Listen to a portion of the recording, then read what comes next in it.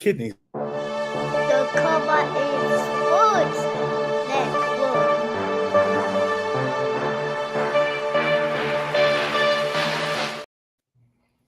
Welcome in, everyone. SNS Bills Talk with Come On In Bills and the Come On In Sports Network for our first time here. Glad to have you with us. I am Lawrence Foster alongside Dr. Dungan. We are here to talk about all things Buffalo Bills coming in off a win over the Miami Dolphins on Thursday Night Football in Week 3. Dr. D, how are we feeling at 3-0 atop the AFC East? Dude, I feel great. I mean, we talked last night, and so far the season has gone about as good as it could go. So I'm feeling awesome. At 3-0, some of the biggest rivals right in the AFC are 1-2, so things looking good in that neck of the woods. But talking about the Bills game against the Dolphins, I don't think it's as easy as everyone thought it was going to be. I think a lot of people thought it was going to be one of those 3-4 touchdown victories, still a double-digit win. But the first thing I want to talk about is the defense. You and I have had issues with that so far this year.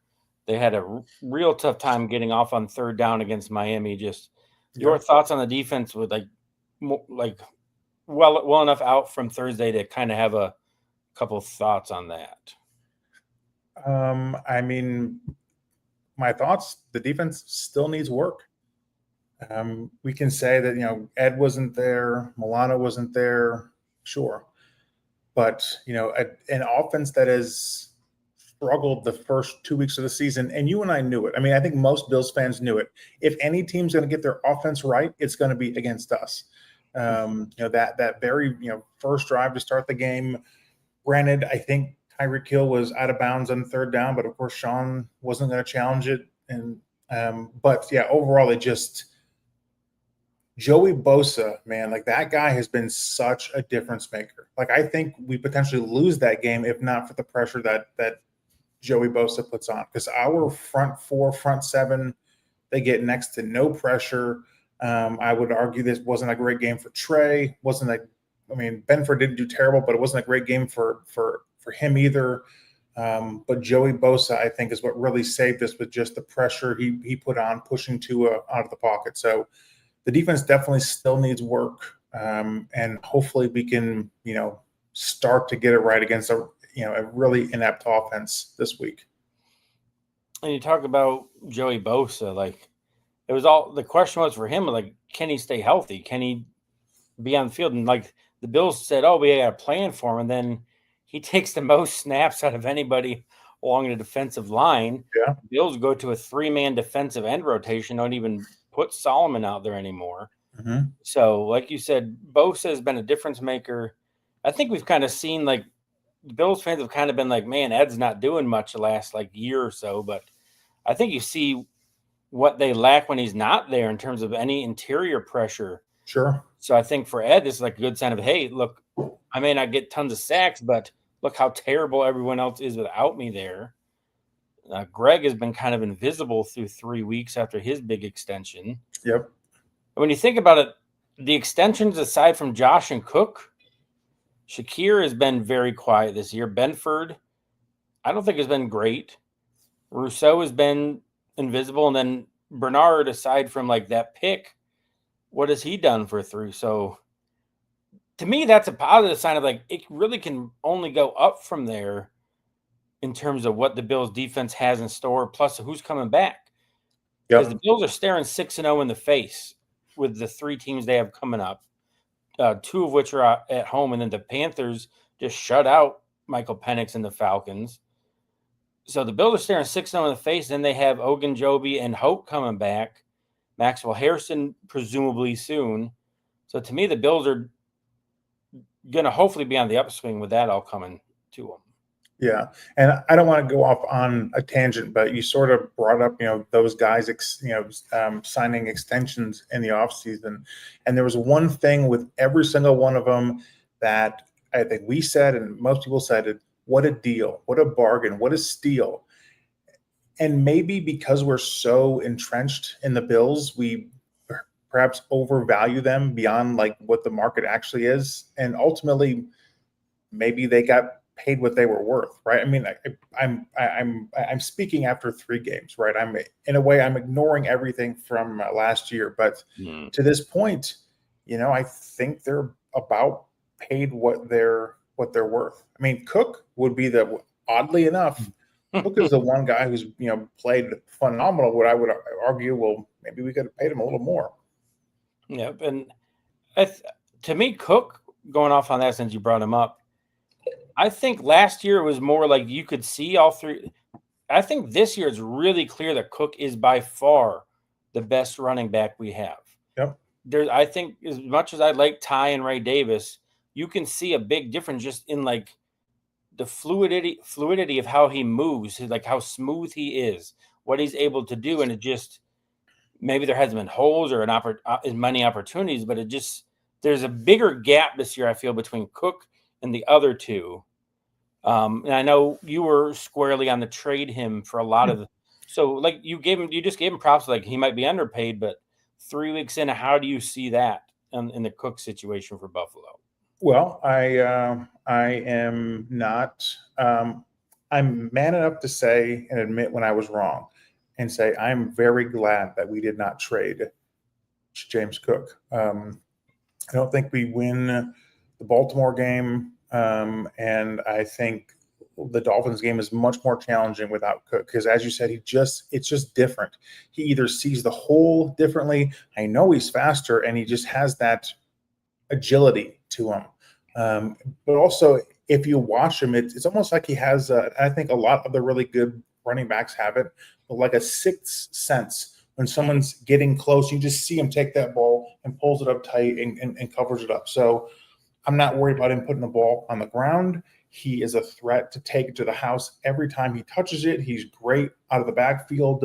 I would argue that James Cook is a top 5 running back in the NFL. So again, I'm glad that we didn't trade him. I was completely wrong, and he's worth every dollar that we're paying him. Yep, and I want to also bring this up too. You saw this past weekend, like the Browns beating the Packers, like the Panthers who had done nothing, like beating the Falcons. Everyone's like, oh, they're one of those up and coming teams. Denver being 1-2, the Ravens 1-2, the Chiefs 1-2. It's a divisional matchup the Bills played and still won by 10, and everyone says they didn't play their best game. How many teams would take Buffalo's quote-unquote bad game of scoring 30 plus points, winning by double digits? Like you talk about us being entrenched in the Bills. Part of me thinks like we've gotten so spoiled by just like how well we play against almost everybody that this type of game is like, man, like more of. And I'm always a pessimistic person when it comes to the Bills. No, not you.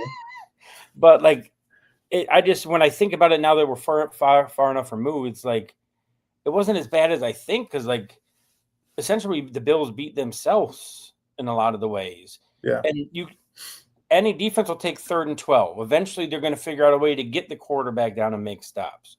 They dominated 1st and 2nd down a lot of the game. Their problem was and teams aren't going to do that. So your thoughts on just like, yes, when we were talking again, like, man, this sucks. Like we should be dominating them, but it's a divisional opponent. Their back's against the wall, a real talented offense and a great play caller they have. So just those thoughts about just the Bills' performance and like, was it as bad as we thought it was in the moment?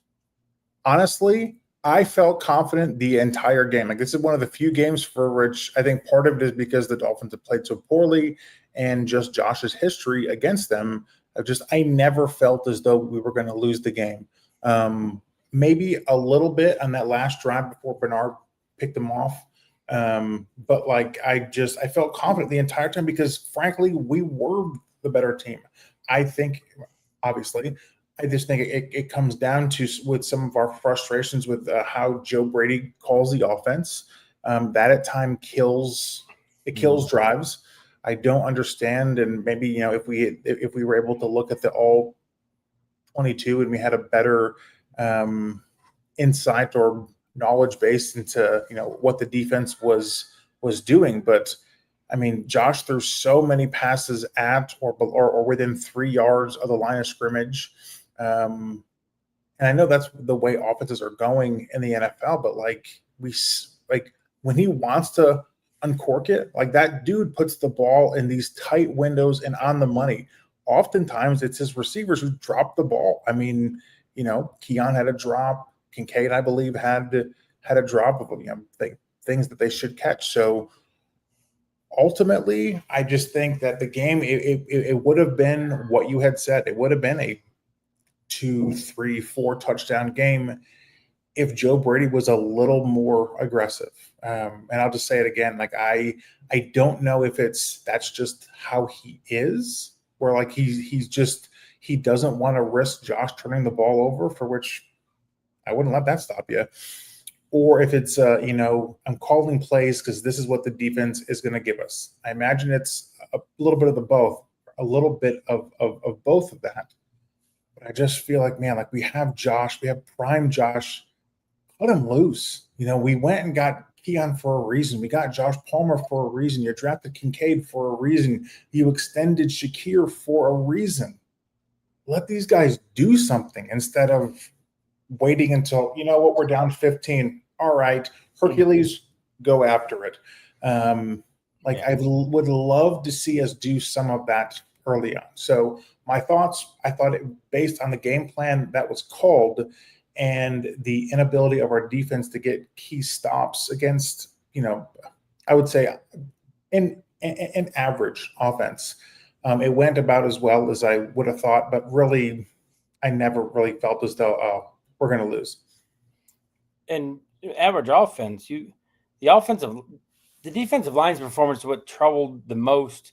Of the Miami offensive line was just in shambles in terms of injuries and backups. And now I wonder if it's the case of I think of the NBA like, all right, our star players down, everyone else is taking that extra step up. So, I mean, they're in the NFL. Maybe Miami's offensive line was like, okay, everyone thinks we're just going to get run over. But I think offensive line, I want to go to the Bills. You and I have talked about since the draft, Pause as our replacement for the third offensive tackle. Mm-hmm. And through 3 weeks, I think that might be the Bills' strongest draft pick. And the way Knox and Kincaid have kind of been like, ugh, I see a future where Hawes is the guy. Like he's made a couple plays in the passing game down the seam. Look, his blocking, if you've watched any of the clips from the All-22 of that, like he is pancaking people, getting to the second level, sealing things off. And you and I talked about how much more that will offer the Bills if Brady ever decides to open it up. Mm-hmm. Running play action off that stuff when we're 3 tight end set. Who's going to cover us? And then if they go light to cover us in the pass, run it. So I'm hoping Brady is setting this stuff up and holding it when he's like, all right, we don't really need this against the Saints or the Dolphins or the Jets. That's the only thing that's giving me hope is like Brady's holding stuff back for when the Chiefs come to town. When we go play Houston and that, like as bad as their offense is, the Houston defense is pretty good. So that's what I'm kind of hoping there. But your thoughts on the offense and its kind of evolution and where it's headed? I mean, so you mentioned Hawes and his blocking. Now, I am not saying that he is this person that I'm about to mention. I'm not even saying he'll be half the player. But that was one of the things that people do not give Gronkowski enough credit for, is he was a phenomenal blocker. And so it just makes it so, one, you can be in the field 70 to 80% of the time. You're not just a Jimmy Graham-esque, right, where you're only going to be a receiving tight end, or you're not going to be a Mercedes Lewis where you're only a blocking tight end, really. And so I just think I guess to sort of answer your question, I think he really could be a big part of the offense. I mean, frankly, I like him better as the second tight end over Knox. Kincaid, I'm not willing to give up on him yet. I mean, I don't really know what the deal is, whether it's getting open, whether he's in his own head. But I don't believe that you can go from being a sure-handed pass catcher in college to all of a sudden forgetting how to do so in the NFL. I still think he has great hands. I mean, I forget I think it was later in the game where we ran a screen with Kincaid and Josh just sort of rifled that ball to him, and he caught it by the very tips of his fingers and got a first down.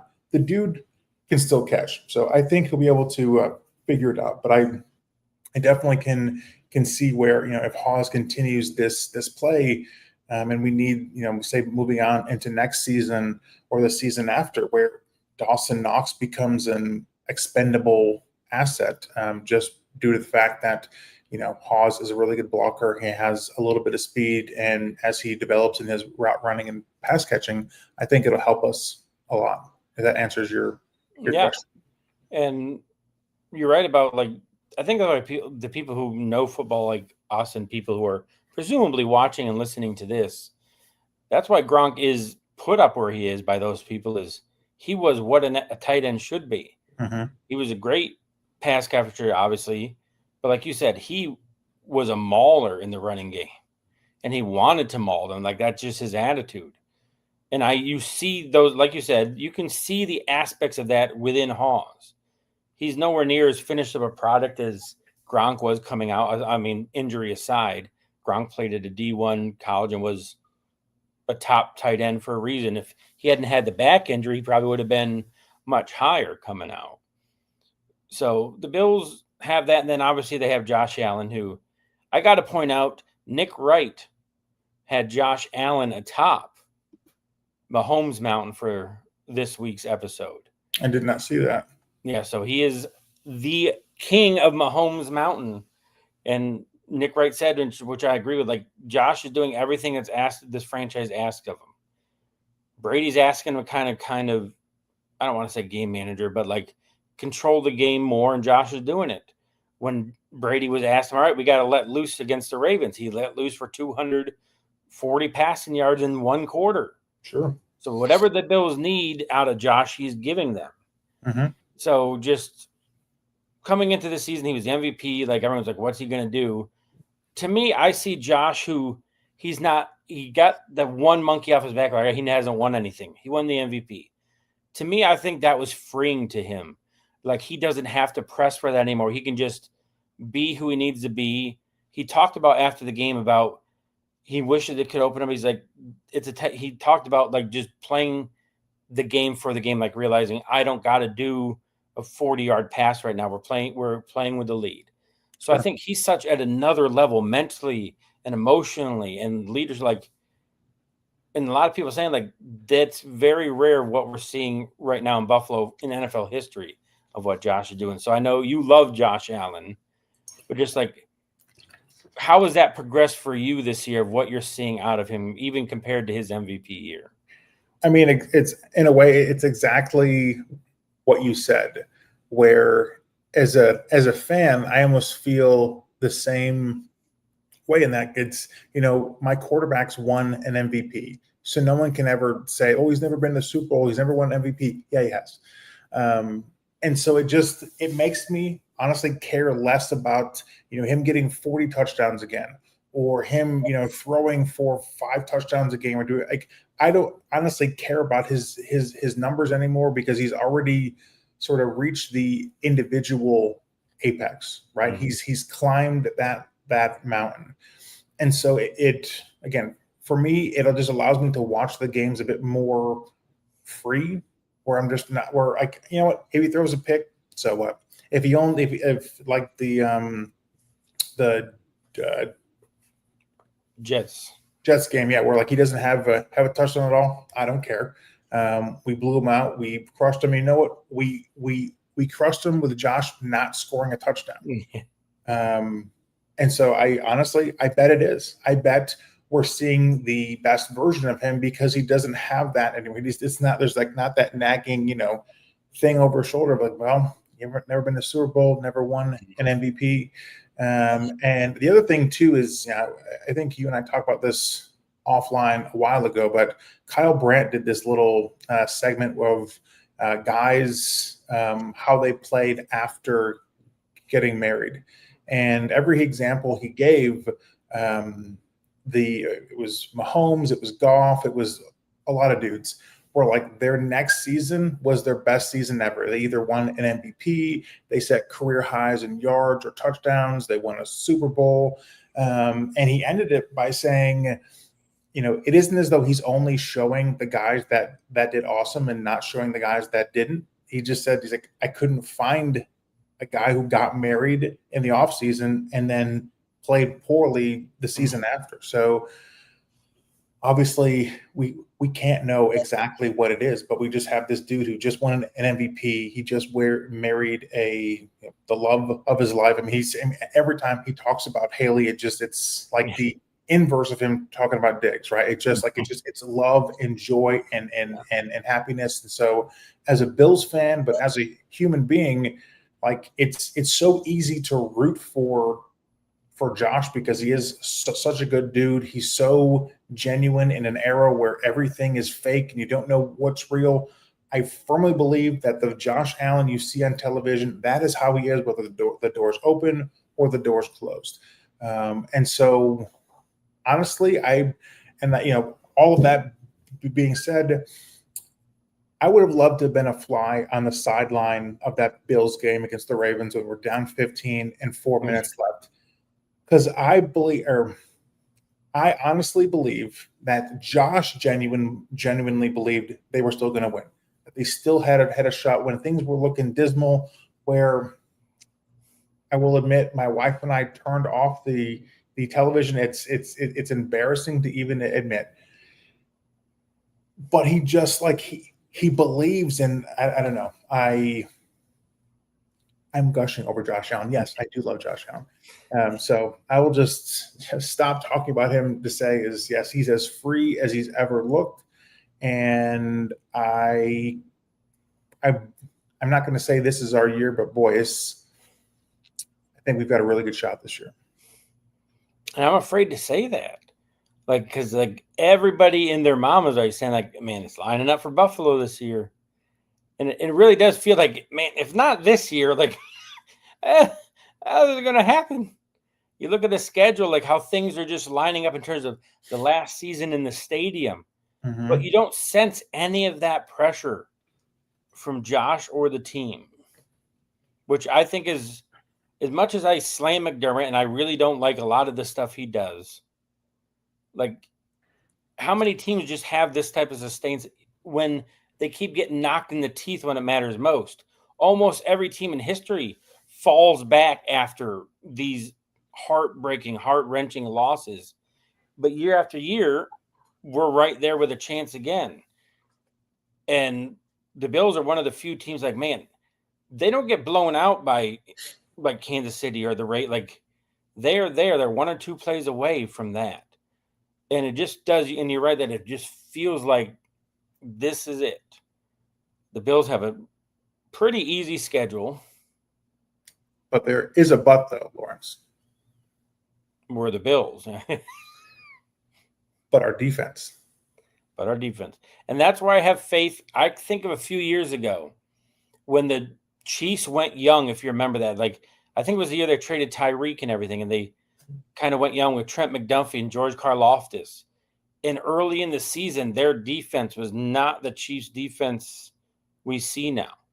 But I think the Andy Reid and the front office there realized we're not playing for September and October. We know where we're going to be.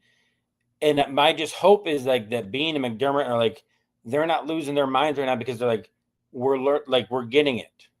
You saw Walker make a few big plays as a D tackle. Mm-hmm. I'd love to see what Landon Jackson can do as opposed to what Solomon's providing for the Bills. You got Harrison coming back. You have 2 of their big free agency signed. They signed those guys in free agency with the, hey, we're going to use you and have an impact here. So to me, it's hopefully we're doing all this with a crap defense. So if the Bills can get just to the back, to the middle, maybe top 12, imagine how good things are going to be. Sure. Man, what an odd time for which you're the optimist and I'm the cynic. Yeah. I know this is our first time on Come On In Sports Network. We are SNS Bills Talk, but if you followed us on our previous channel, yeah, that's not the roles we play. I am eternally, we're going to lose. Dr. Dungan is eternally, we got this. That's just me. I'm a scar tissue guy. I'm just doing it to protect myself a lot of the times of like the inevitable heartbreak that happens. But moving on to week 4, again, nothing is ever easy. Nothing's ever a gimme, but it seems like this is going to be one of those kind of easy gimme games. The Saints just getting absolutely truck stomped by the Seahawks last week, going into Buffalo, who was essentially coming off a mini bye, right? They're clicking on all cylinders. Spencer Rattler hasn't won a game in the NFL. That's terrible. And let's just talk about how do the Saints, I don't even say how do the Saints win. How do the Saints keep it close like Miami did? Like, what is their game plan? What can they do? Or do you think like that's not even really going to be something that even you think about the game being close? I mean, shoot, granted, we haven't done it this season, I don't think. But historically speaking, our first couple drives of the game, we suck. And we would go 3 and out. And so how do they keep it close? I think they play most of their defense close to the Atlanta scrimmage. I don't think we really have anybody that can, get open deep anyways. I know that's why we signed Josh Palmer, but to this point, I haven't seen it.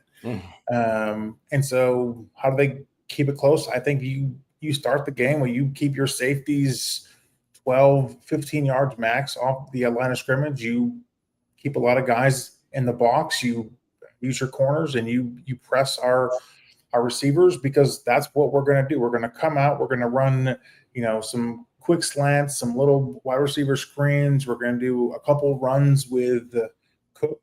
And I honestly, in a game like this, because this is just how the Bills tend to do it, we rarely, right? Like, we could play Dallas, the worst pass offense or pass defense in the NFL, and we would struggle to pass. Like, I just don't get it. And so I can totally see us going 3 and out the first drive, having to punt the first couple of drives. And so I think that's probably the best the Saints can hope for, is keeping it close early. But I do believe that, we will eventually just pull away. Yeah, and you talk about like McDermott. You mentioned it before about how McDermott, like whatever you do best, McDermott can take it away. I look at the Saints like, well, what do they do best on offense? I think that Saints defense is proud enough to maybe put up a little bit of a fight, but I just look at the Saints offense and like, man, if the Bills can just not let Alvin Kamara do much of anything, I just can't see Spencer Rattler. But again, like the Bills defense has a tendency of letting. So I mean, if we let Spencer Rattler put up like 250, that's gonna be a real reason for concern.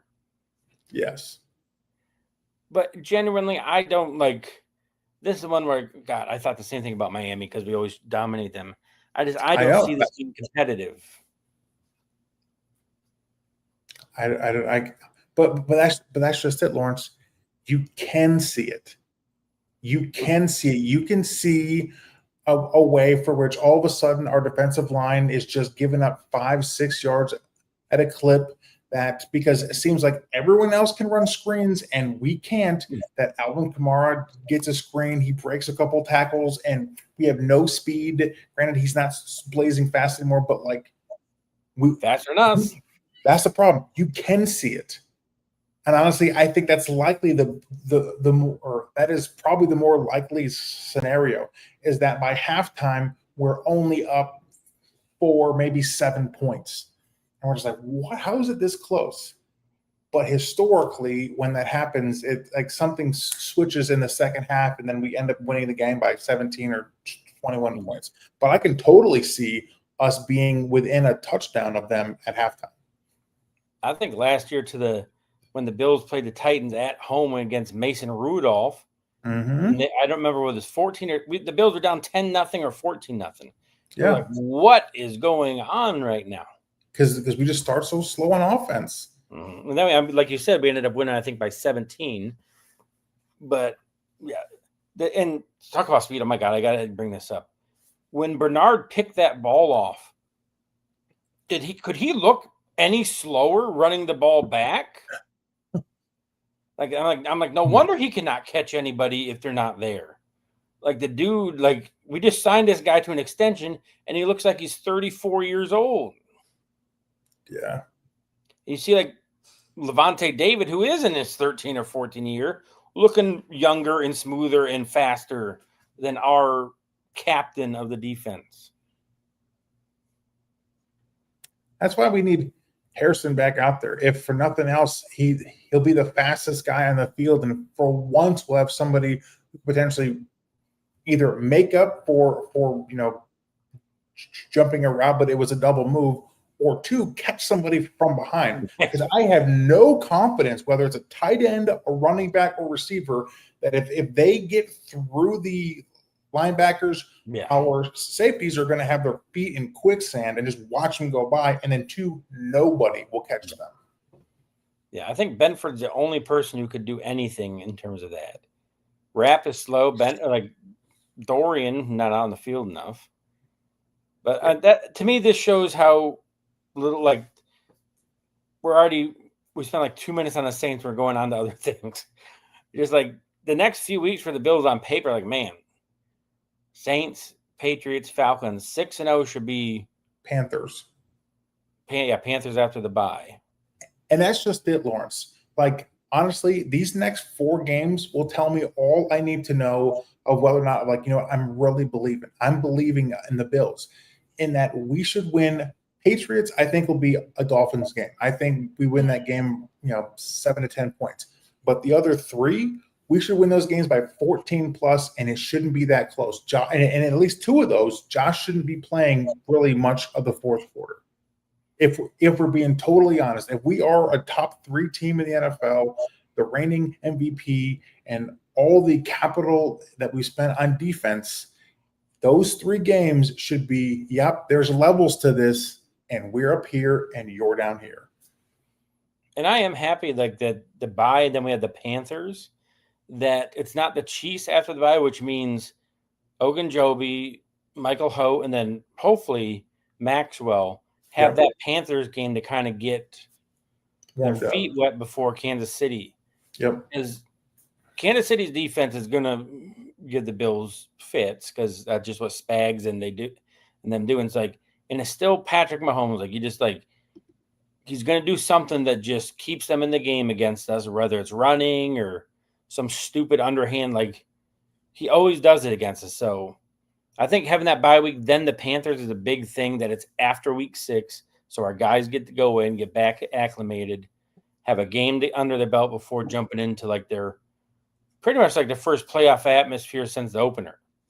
Between the Ravens and Chiefs is like a sandwich of, like, nothingness, kind of. Yeah. Before we get off and get done, I would like to spend just a couple minutes talking about Kansas City, but yeah. So let's talk about Kansas City. So I've seen on social media, sports talk or whatever, people saying, "Oh, Chiefs finally figured out their offense. They finally got something going," and I could not disagree anymore. Okay, sustained success is not having the fastest guy just go that way and you throwing it up and hoping he's able to either draw a PI or the defender leaves him wide open. Like, I get that between Thornton, Worthy, and Brown, they've got 3 of some of the fastest receivers in the NFL. But a 4 verts is not a sustainable offense. I think the Chiefs got big problems. Okay, Mahomes is going to end up getting hurt because they can't protect him.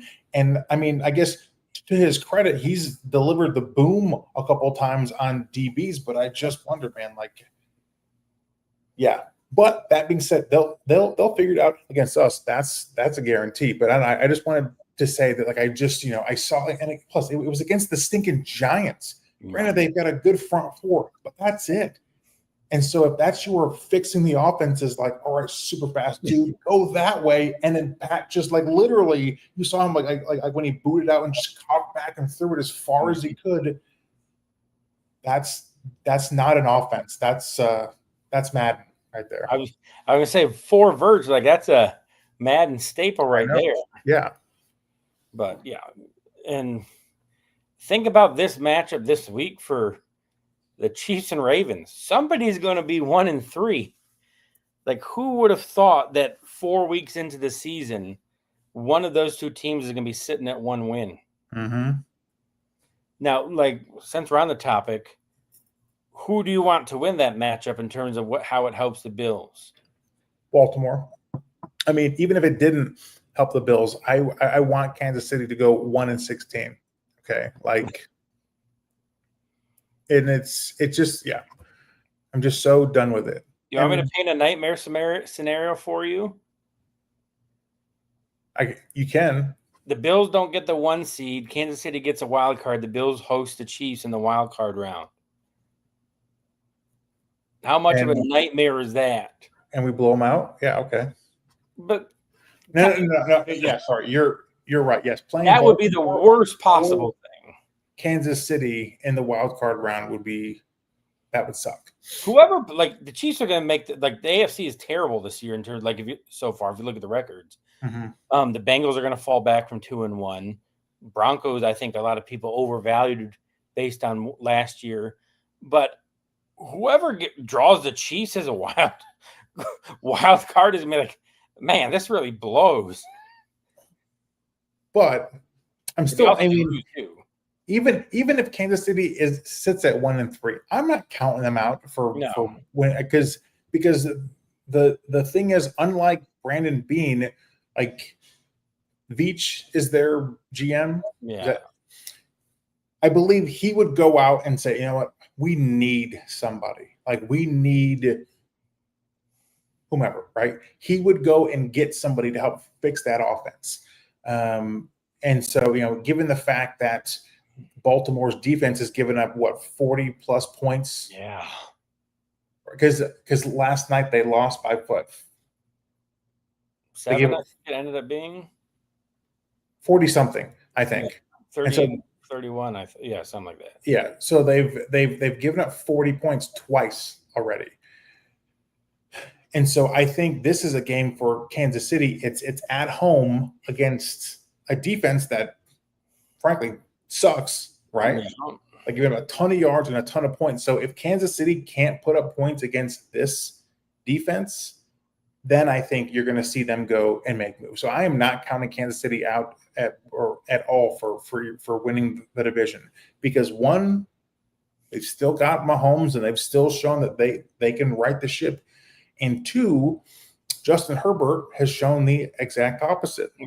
Right? Like, they've lost. I mean, I think like they're number one in like losing games for which they were, at some point in that game they were ahead. So, until it's 3 weeks left in the season and the Chargers have a 4-game lead, I'm not counting out Kansas City for sure. Yeah, and that's like last week. 2 weeks ago when the Chiefs played the Eagles, and on the Come On In Sports NFL pre-show, as the NFL turns, we did our picks, and I picked the Chiefs, and I literally said, like, I have no X's and O's reason. I have no sound all football. Like, it was like, it's Andy Reid, it's Patrick Mahomes. Like, I'm like, I just can't see them doing that. I think that's kind of what you're saying, is like, I can't picture that team, Patrick Mahomes, Andy Reid, Steve Spagnuolo, Chris Jones, not being in the playoffs, not coming back and being a force. Mm-hmm. But every dynasty also has its fallbacks. So, like, you think about, like, when Brady lost like a few playoff games in a row, of like, he didn't win a playoff game for a few years with the Pats. It's like, is this the start of that for them? And just how crazy that would be to think of them like that. But great. Yeah, great. And to me, like, right now, the Colts and Chargers are the only 2 undefeateds left in the conference other than us. Mm-hmm. There's only 6 undefeated teams left in the NFL, period, through 3 weeks, which is, again, I think just speaks to the parity of the NFL. And I think we'll close with this of not having the Bills play Sunday was nice. I could just watch and enjoy football.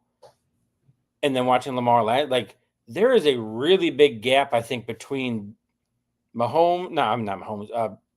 Josh, Lamar, when healthy, Burrow, and even like a guy like Herbert. I don't think he's near that level yet. So Josh, Burrow, Mahomes, and Lamar, and there's such a big gap. Mm-hmm.